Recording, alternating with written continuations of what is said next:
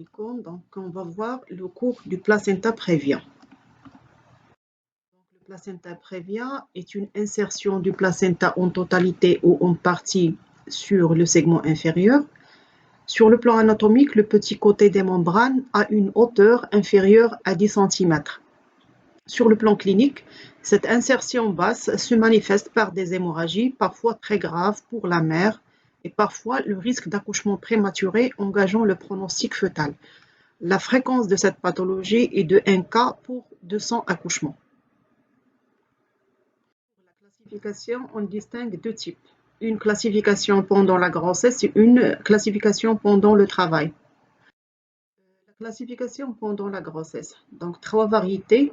Le placenta prévia latéral qui n'atteint pas l'orifice interne du col, le placenta prévia marginal qui arrive au bord supérieur du col et le placenta prévia central qui recouvre l'orifice du col. Pour la classification pendant le travail, donc deux types, un placenta prévia non recouvrant, donc le placenta dans ce cas n'apparaît jamais dans l'aire de dilatation et les membranes sont accessibles. Pour le placenta prévia recouvrant, une partie plus ou moins importante du placenta apparaît dans l'aire de dilatation et où les membranes ne sont pas accessibles.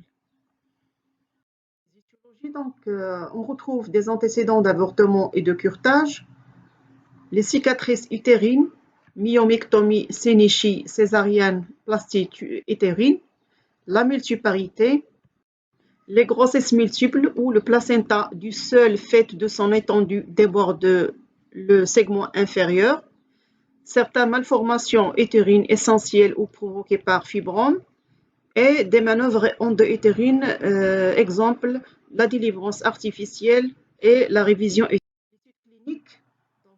Ces hémorragies, il survient en général au 3e trimestre de la grossesse, parfois plus tôt. C'est une hémorragie d'abondance variable faite de sang rouge et indolore et apparaît sans cause déclenchante. La nuit, le jour, en position debout ou couché, en dehors de tout effort.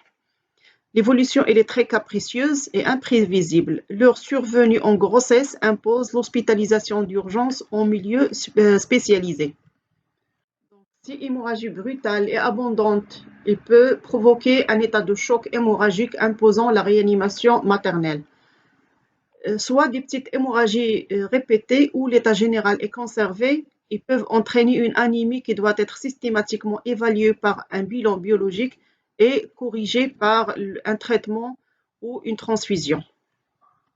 Pour l'examen clinique, le palpé montre un défaut d'accommodation du mobile fœtal au détroit supérieur, une présentation céphalique haute et mobile, soit une présentation de siège ou transversale ou oblique. L'utérus est souple et l'auscultation montre des BCF positifs. Le toucher vaginal. Il est à noter que pas de toucher vaginal avant échographie, car risque d'hémorragie. Au cours du travail, en milieu spécialisé, on peut explorer l'orifice cervical avec prudence dès que la dilatation a débuté. Dans les variétés non recouvrantes, on perçoit le pôle membraneux de l'œuf. Dans les variétés recouvrantes, le toucher vaginal très prudent retrouve le signe du matelas. Une telle exploration ne se conçoit que si tout est prêt pour une éventuelle césarienne en urgence. Pour l'échographie, il montre la localisation placentaire, la vitalité fœtale et un éventuel décollement placentaire, donc avec point d'interrogation. Pour le monitoring, il évalue l'enregistrement du rythme cardiaque fœtal et les contractions utérines. Donc, pendant la grossesse, les hémorragies ont tendance à se répéter, d'où leur retentissement sur l'état général. Les ruptures prématurées des membranes ne sont pas rares, mais ils ont une influence favorable sur l'hémorragie. En revanche, ils conduisent souvent vers l'accouchement prématuré.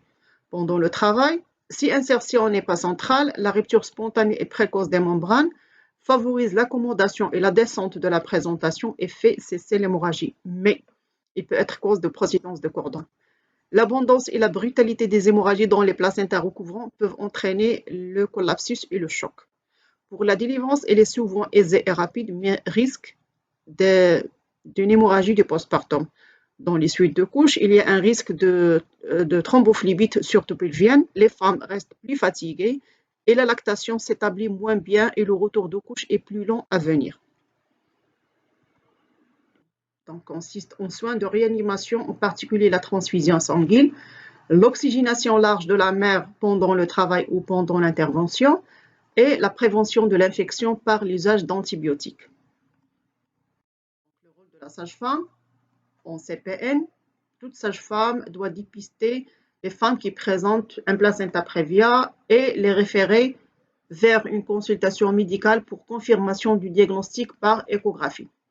À la maternité, au cours de séjour de la patiente qui présente un placenta prévia au service de grossesse à risque, la sage-femme apprécie l'importance de la spoliation sanguine, la surveillance de la tension, le pouls et la température, la prise d'un abord veineux et placer une perfusion de sérum salé en attendant l'arrivée du sang frais, et surveiller l'état fœtal par l'auscultation du bruit du cœur fœtal. Au cours de l'accouchement, ces placenta prévia recouvrant, préparer la femme pour césarienne. Si placenta prévia non recouvrant et pas de dystocie associée, il faut procéder à la rame. Avec surveillance de l'évolution du travail et l'état fœtal, à dilatation complète, pratiquer l'accouchement, faire la délivrance dirigée, si hémorragie, pratiquer la délivrance artificielle et la révision utérine, et surveiller l'état de la femme, la tension artérielle, le globe de sécurité et le saignement. Faire les soins nécessaires au nouveau-né. Donc, il est signalé que la prise en charge de ce type de pathologie est en collaboration, se fait en partenariat avec l'équipe multidisciplinaire, le gynécologue et le réanimateur, le pédiatre.